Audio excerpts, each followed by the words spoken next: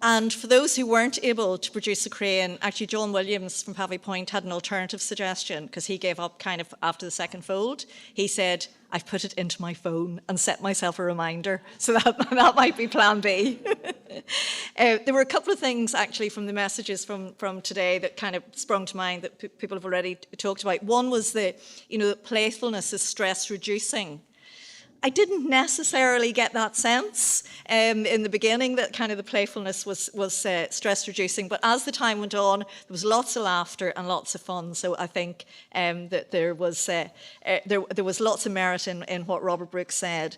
And the other one, which Anne herself referred to, which was around, mistakes are expected and accepted. So even though people turned out with other kinds of animals still equally relevant, or actually a piece of paper folded in four, that's still just as good. If you stick that into your envelope, we'll send it to you as well. In thinking about kind of the closing remarks, what I looked at was, well, what are the messages that I was taking from today?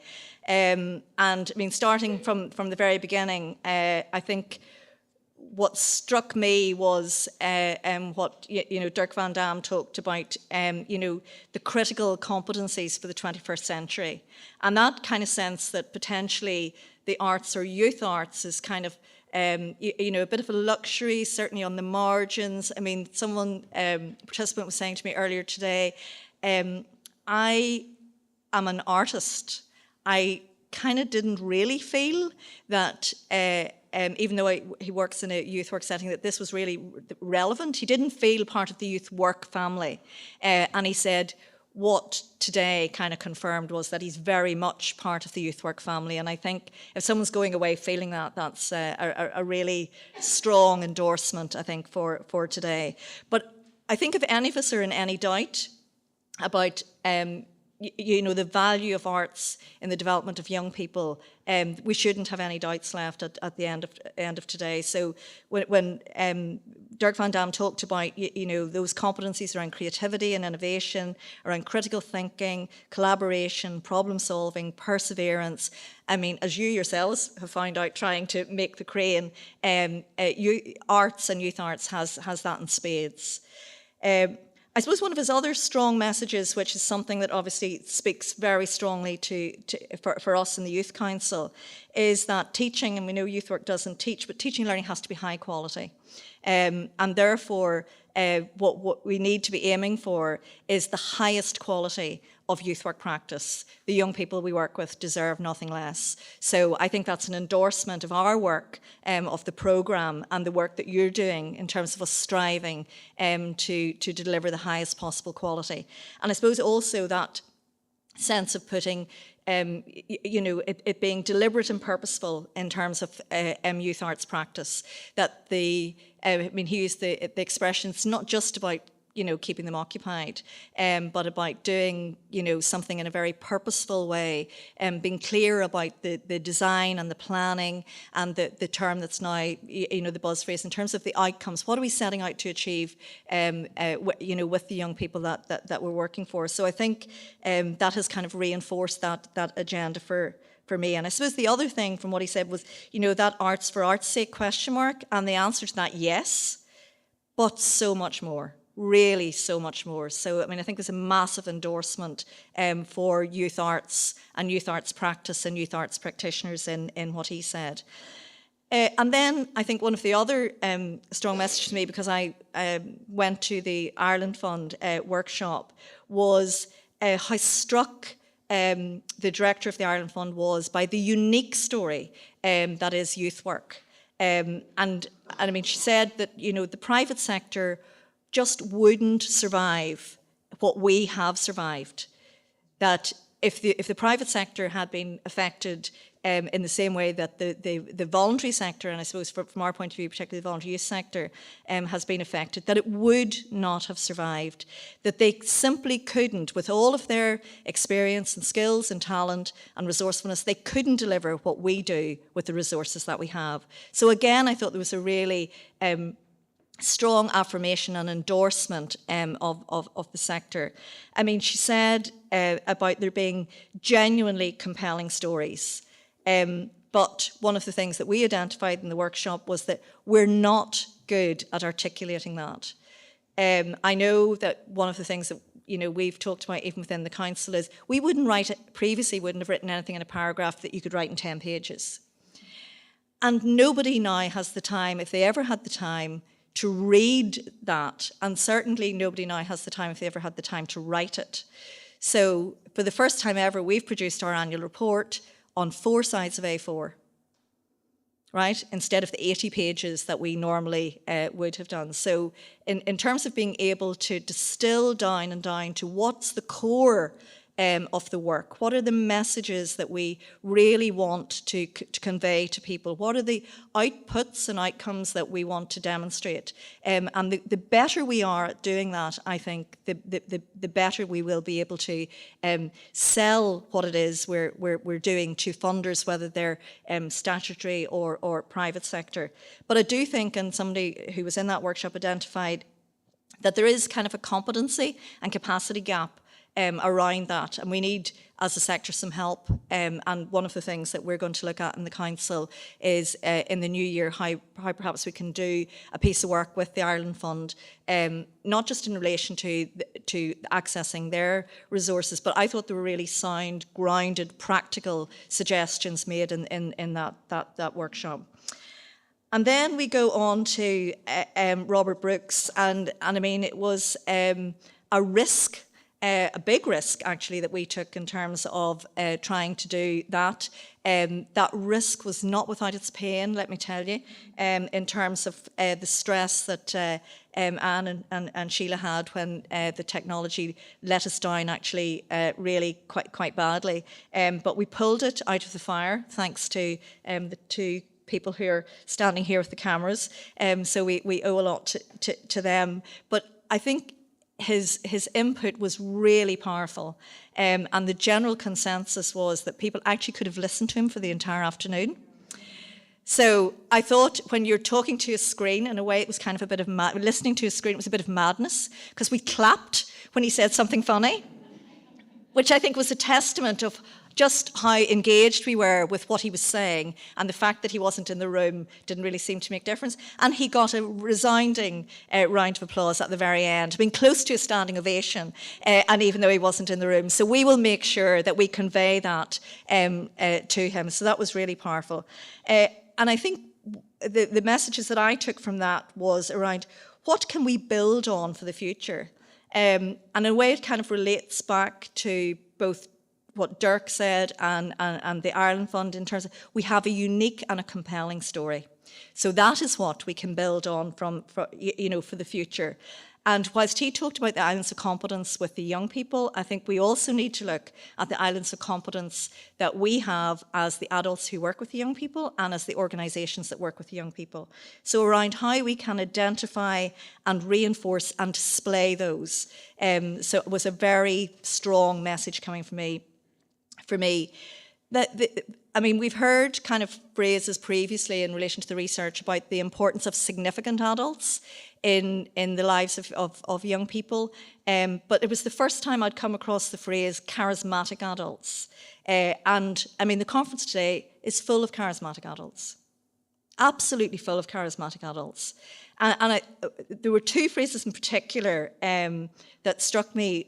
The first one was that for young people, there was at least one person along the way who really believed in me as an individual. And that's a really powerful relationship that in many ways we, perhaps in our day-to-day work, actually take for granted. And that sense that he was saying is that often you don't know the impact you've had, until years, down the line. I remember in my professional life, the first time somebody quoted back at me something I had said, it was positive, I nearly died. That sense of somebody thinking something that I had said was kind of worth taking away and reflecting on, and had brought it back and said, I remember you saying. So I think we shouldn't underestimate that. And there's not that many adults who have the opportunity or the privilege of potentially being a charismatic adult. So that's a great strength, I think, that we have. And the other phrase that he said, which really struck me, was around kids don't care what you know until they know you care. And I know for those people who attended the Canal Communities workshop, I think that message couldn't have been more strongly demonstrated than in that experience, where you had an artist for whom the young people initially weren't really engaging at all, kind of, where that's putting it very diplomatically, and yet then you know the persistence and perseverance that he demonstrated and that the project demonstrated, I think that produced the result because the young people then knew that he cared. So I think that's a really kind of profound, a very profound message.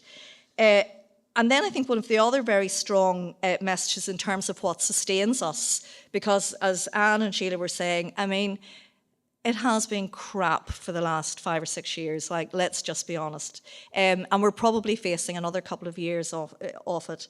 But one of the things that I think has sustained us, me professionally and personally, staff in NYCI and us, is that kind of purposeful passion that gives meaning to our work. If you didn't have that, I think you would really be in a very, very, very poor place. So in terms of the, before I just move on to the thanks, I think some of the things that we want people to go away kind of thinking about is, you know, those questions, did what I do today help a young person gather strength? That kind of sense of our engagement with young people, enabling them to gather strength and to build their own resilience and become, you know, more stress hardy. But in doing that, I think we need to be really mindful of the need for us to protect our own resilience and to build our own stress hardiness, because you can only give out what you yourself actually have. And if you're constantly giving and you're not taking the time either as individuals or as organisations to invest in trying to build the resilience of you know, the staff and volunteers, or the stress hardiness of the staff and volunteers, we can't do the job that we're being expected to do. So taking time to work on our own resilience isn't a luxury. I think it's an absolute necessity. And to look at our own islands of competence and look at how we can make our work, you know, the more our work becomes meaningful in terms of that, you know, purposeful passion, I think the more stress hardy we will become. And I think today has been a great day of celebration, really, a massive day of celebration. You know, typified by the exercise we did, but just in terms of the affirmation of the work, and taking the opportunity to value what we already do extremely well and building on those strengths, so that we're kind of future-proofing the work, because we all know that, you know, this is not forever. So I think it was a really excellent day in terms of content. And of course, those days don't happen without a massive amount of work, you know, behind the scenes and on the day. So I just want to finish up by saying a few thank yous. First of all, special and very heartfelt thanks to Lorraine Comer and Emile Dubois and their colleagues here at the National Museum of Ireland for sharing this beautiful venue with us. Also for you know, their workshop, which is was really trying to encourage the youth sector to find ways to work in partnership with them. So I think they were holding out the hand of friendship, and I know that at least one organisation has already arranged to do something with them in January. So please make sure that you know, we take that opportunity, and because they're not that common, really, I think, in terms of opportunities where you have, you know, a state agency actually trying to encourage the voluntary sector to come in and work with them. So please do take that. But particularly from our point of view, for their help and support in advance of the conference and for their contribution to the conference today. And I want to particularly thank Brendan, who is sitting at the back of the room, who when, like, no matter how many times we had tested it, just as I was about to get up and speak, the computer died, and whilst there were no beads of sweat on my forehead. I still felt like that, but there were actual beads of sweat on Brendan's forehead. And he looked as though he was about to throw up over his shoes. Fortunately, he didn't, and he pulled it out of the fire. So thank you very much, Brendan, for that. That was really great.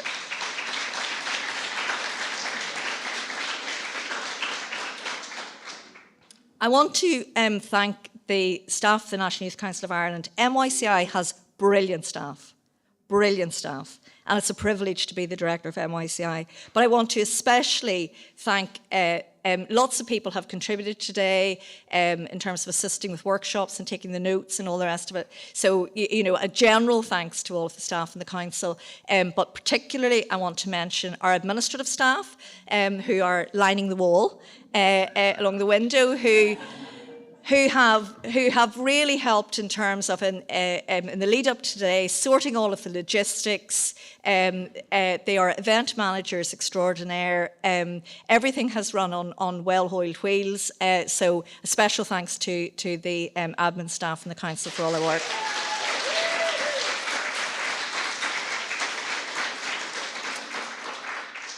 And there's one other person from kind of the NYCI staff team that I want to particularly mention who hides his light under a bushel, and that's Daniel Meister. Daniel's our communications manager, tends to be the guy who's in the background, but he has actually delivered on all of the lovely marketing stuff for today. When Brendan was about to vomit over his shoes and I was about to die, Daniel kind of stays completely level and calm and says, it'll be fine. And that's, on a day like today, that's what you need when you're chairing. It's somebody to say, not to worry, it'll be fine. And actually he does that all the time. So special thanks to Daniel Meister for everything he's done to support today. Woo!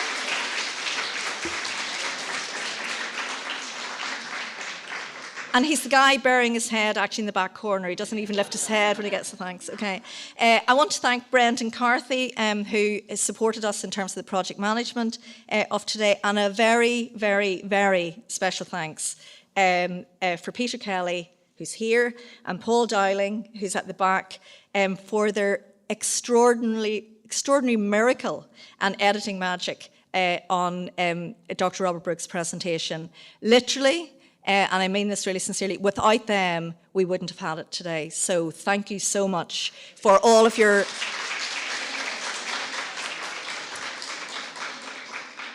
remedial work on that piece of work, and I think without it, if we hadn't been able to have that, that would have been a very significant hole. I think in not just in the programme, which obviously we were looking at how we filled that, but I think just in terms of the experience for everybody. So you really enabled that. So thank you so much.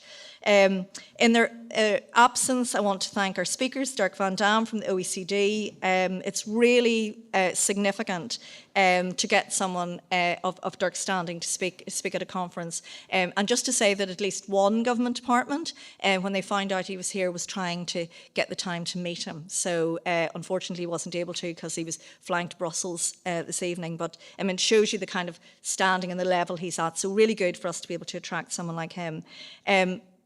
Robert Brooks goes without saying, I think he was the absolute star of the show, and we certainly will be looking at if there's any way possible that we could bring him to Ireland at some stage in the future in terms of delivering perhaps a masterclass or something very significant, okay?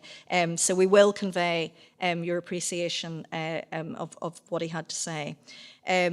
And Pauline Gladstone, Pauline's down in the corner from Dance United, who apparently enabled a just magnificent workshop. So thank you so much.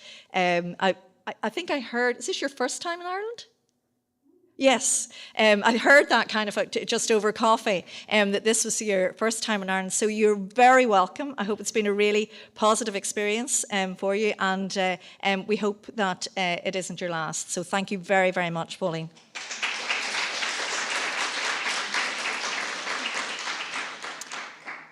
Katrina Fotchel from the Ireland Funds, who I've already mentioned. I mean, again, to have the director of the Ireland Funds come and deliver workshops at a conference like this, but also, I think, to begin to form a relationship potentially with the youth sector is really valuable. I thought I mean, she was so grounded and so pragmatic and so empathetic about what we were trying to do, and you felt implicitly her valuing the work. So, you know, when you have someone like her saying, you know, funders need to recognise that they need to pay salaries, that they need to make a contribution to infrastructure, is just so reassuring, because I think a lot of the time we feel we need to be trying to run organisations on air and yet try and attract in project funding. And she had some very sensible pragmatic guidelines for us in relation to funding, so that was really very valuable. Brona O'Neill and Joe, don't know if they're still here, but thank them so much for not just delivering their project, but actually the work in relation to the artisan residency. Again, sometimes these things is just an opportunity. I was at something else that Brona was at, and in the course of the conversation, picked up some of the, because obviously we administer the artisan residency programme, picked up some of the challenges that they were dealing with and that they had very successfully overcome. And then when I shared that with Anne, we thought it was really worth kind of highlighting that in terms of how something that kind of can start off really badly, but with perseverance and commitment can actually deliver such really high quality results. So we're really pleased about that. And then the National Museum of Ireland, because not only did they host us, but they agreed that they would run a workshop. And I think that was quite a unique opportunity for us to hear about the work of the National Museum. Lots of people who came here said, what a stunning venue, how wonderful, the numbers of people who had never been here before, so I hope you take time personally to come back and visit. But to hear of your work and to have that offer opened up to us in terms of looking to work, you know, kind of more strategically with the sector in the future, I think is very, very valuable. And of course to all of you for taking the day out of your work. We don't underestimate how difficult that is in the current environment, both in terms of the workload and the pressure, but also in terms of the financial cost to actually just pay to come to a conference. So we really hope that if you're sitting there reflecting in terms of, was it a good use of your time? Was it a good use of the money? Did it add any value to your work? That the answer to that is a resounding yes, and that you find it both useful and enjoyable. And when we send you the slides and you complete your evaluation form, we hope you'll take the opportunity to tell us that, but also please do also take the opportunity to tell us where it could be improved, because in the Youth Council we have a commitment to continuous improvement, so we're looking to see how we can do things better. So if you have that kind of feedback, we're very welcome to hear that too. And last but not least, I want to give a resounding thanks to Anne O'Gorman and Sheila, because today was actually their brainchild. Our board each year decides on kind of the theme for MYCI's annual conference. We ask within the council for proposals, and Anne and Sheila worked up this particular proposal. And it was unanimously agreed upon by the board. So, I mean, from putting pen to paper, which shows you how old I am. Put pen to paper, nobody puts pen to paper now. But putting pen to paper from that very first kind of one side of A4 proposal back in kind of February, and getting the thumbs up from the board, I think Anne and Sheila have worked relentlessly to put together this day, and have drawn on their expertise, their experience, their knowledge, their skills to really put together a programme that I think even as director of the Youth Council was absolutely first class. So I really want you to put your hands together to thank both of them.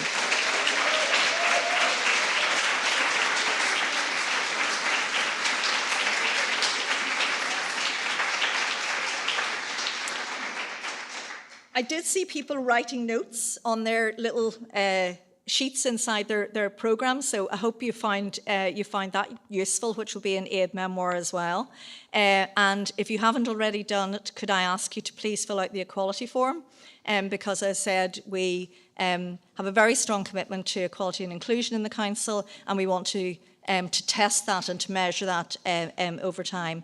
It just remains for me to say thank you so much for coming, safe home, and I look forward to continuing to lobby to have arts recognised as being central to the development of young people. Thanks very much.